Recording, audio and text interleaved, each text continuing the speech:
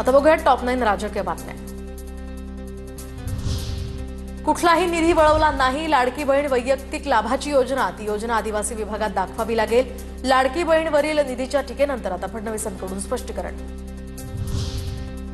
आदिवासी विकास विभागाच्या योजनांवर कोणताही परिणाम होणार नाही। निधी वळवल्यानंतर आदिवासी विकास मंत्री अशोक उईकेंची प्रतिक्रिया।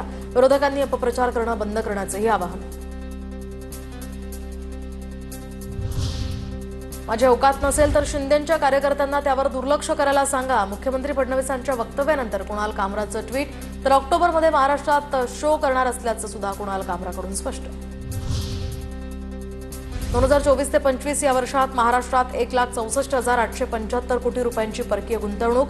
देशातील एकूण गुंतवणुकीच्या 40% परकीय गुंतवणूक महाराष्ट्रात। मुख्यमंत्री फडणवीसांची माहिती।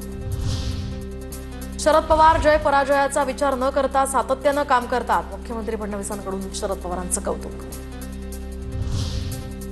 महिला आयोगाप्रमाणे राज्यात पुरुष आयोगही स्थापन करा। मनसेची मुख्यमंत्री देवेंद्र फडणवीसांकडे पत्राद्वारे मागणी। मनसेचं शिष्टमंडळ 4 ते 5 दिवसात मुख्यमंत्र्यांची भेट घेणार। अमित शहांच्या दौऱ्यानंतर भाजपात संघटनात्मक हालचाली। फडणवीस यांच्या निवासस्थानी भाजपची तातडीची बैठक पार पडली आहे। महापालिका निवडणुकीच्या दृष्टीनं भाजपकडून आता चाचपणी सुरू। संजय राऊत येतील आणि तोंड काळं करून जातील। राऊतांच्या जळगाव जिल्हा दौऱ्यावरून गुलाबराव पाटलांची खोचक टीका। तर राऊत मागच्या वेळी 5 आमदारांना पाडायला लावले होते, मात्र एकही आमदार पाडू शकले नाही असं म्हणत राऊतांना पाटलांचा टोला।